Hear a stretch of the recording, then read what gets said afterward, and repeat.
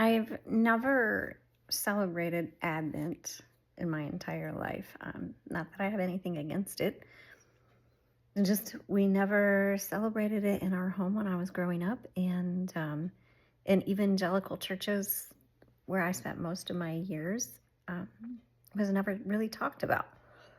Um, and it wasn't really until I started, studying the Hebrew culture and, trying to understand the Word of God by looking up the original words, meanings in the Hebrew, that I started becoming interested in just even in the Hebrew culture, the times and the seasons, the different, are they called Moads? I don't remember. I have a blazing headache right now, and so I can't even find my words. Special occasions is the only thing I can think of, and I know that's not the right word, but I literally doing everything I can to keep my eyes open and at least record today. But I just got this book delivered the other day, Shadow and Light, and it's a Advent book, and I also got a Celtic one, and I'm just wanting to, because I want to slow down. I think I mentioned it in a previous video. I don't know. The day I'm recording this is December 2nd. You guys probably won't even see this until 3 or 4 more days. I don't know. I recorded a few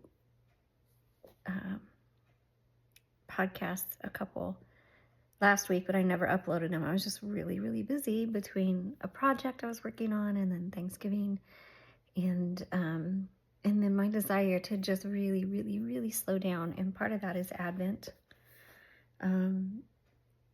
Kind of just not for the sake of doing something religious or anything like that, but for the sake of slowing down and contemplating. And I think these times and seasons are important. In a way, I'm kind of sad that I didn't learn about Advent and we didn't celebrate it, because these seasons, I think, are important. It's not about, I think for a lot of people, it just becomes part of the tradition. But I think they're good in the sense that we need to be reminded. We need those times of remembrance. And even if they're done out of habit, for the most part, there's times in our lives that we walk into them and it's full of meaning. And then we can look back on other things, other years that maybe it was just done out of habit, but then we see the meaning in that, even though we couldn't have seen it at that time.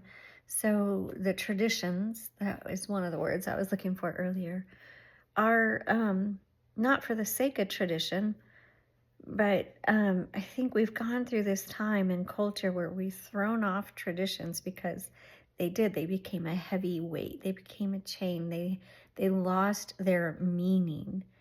But I think our culture is hungry for tradition again. I know I am. Not because they were full of meaning. And that's what a tradition is. It's a reminder. It's full of meaning. And like I said, even if we kind of forget about it and it loses its meaning, we always come back to it. And I want to create new traditions, even if it's for myself. I am not in a situation where, in our home, nobody else, we do not enjoy the same things. And so this will be a tradition that will be probably celebrated by myself. My kids are gone. And, hopefully they'll start their own traditions for their own meanings. And we need that. And even if it does get to a point where it starts to lose its meaning, it always comes back. And I think that could be why. And they are misused, yes. And I think it's good that sometimes we deconstruct it. But sometimes I think we all just come back to it because we realize we need that. We need that stability. When life gets really uncertain and rocky and we start to question things, we run back to traditions because it brings some stability and it's a reminder, especially if those traditions are grounded in truth. It's a reminder of truth. And we all need that. And so I think it's good for both. It's good to question traditions and step out of them every once in a while so that we never lose the freshness of truth. And the truth has a name. His name is Yeshua, Jesus. But it's also good that when we deconstruct some of those traditions, that we either create new ones or come back to it, because remembering is important and having something to come back to is important.